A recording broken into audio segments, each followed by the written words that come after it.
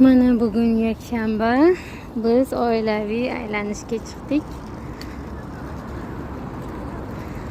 Mana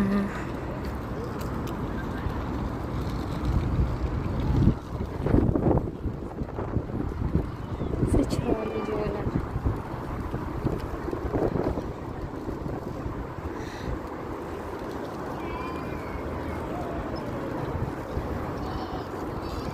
Mana Pariro yotibdi.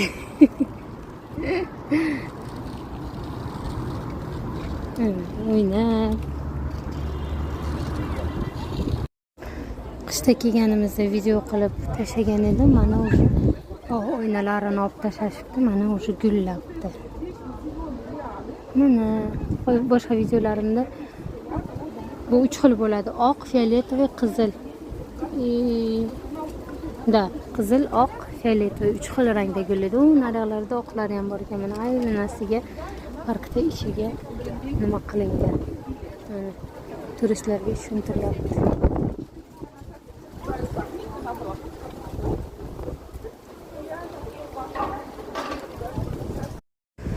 Mana biz hozir krugom aylanib chiqyapmiz. U yoqdan kirgan edik, shunday aylanib kelyapmiz.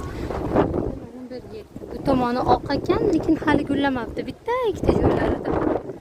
Mana yaponskiy sadga kelganlar biladi. Bu yerlarda yaxshi video qilyapman. Mana bu stadion.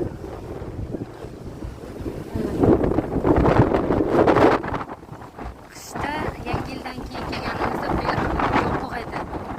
Qanaqadir bir vakuumga o'xshagan nimaning ichida saqlashayotgan edi bu nimalarni, palmalarni.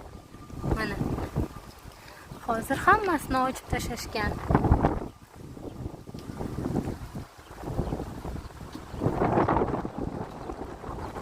Bu futbol stadioni.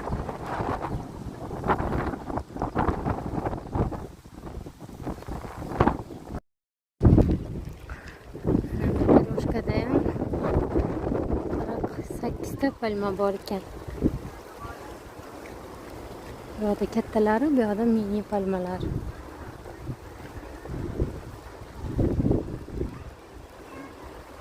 Va shvedskiy archalar ham bor ekan bu yoqda.